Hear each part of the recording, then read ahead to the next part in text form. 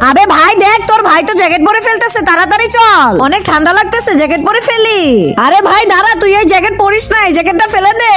আরে ভাইয়া কেন, কি হয়েছে? হ্যাঁ ভাই, তুমি আমার ভাইকে জ্যাকেট পরতে দিতেছো না কেন?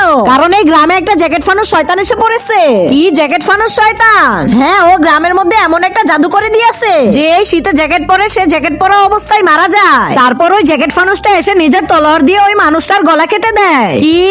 আরে ভাইয়া, ওই মানুষটা তো জ্যাকেট পরে ফেলতেছে, অনেক ঠান্ডা পড়েছে, জ্যাকেট পরে ফেলি। আরে আরে কি হইতেছে এটা? আরে আরে ভাইয়া, ওই দেখো, ওই মানুষটা তো মরে গেল। আরে এ তো দেখছি জ্যাকেট ফানুস শয়তান। আরে এ তো দেখছি নিজের চাকু দিয়ে মানুষটাকে মারতে যাচ্ছে। কিছু তো একটা করো, বাঁচাও ওকে, তাড়াতাড়ি চলো। তার আগে তুমি যদি শয়তানকে ঘৃণা করে মাকে ভালোবেসে থাকো তাহলে এই ভিডিওটিতে লাইক করে চ্যানেলটিকে সাবস্ক্রাইব করে দাও। আর যারা শয়তানকে ভালোবাসো তাদেরকে লাইক সাবস্ক্রাইব করার দরকার নেই, আর কমেন্ট বক্সে আই লাভ ইউ মা লিখে যাও। আবে জ্যাকেট ফানুস শয়তান, ওকে ছেড়ে দে। তাহলে তোমরাও মরার জন্য চলে আসলে? আমরা না, মরবি তো তুই, পিছনে দেখ। না, আমাকে মেরো না।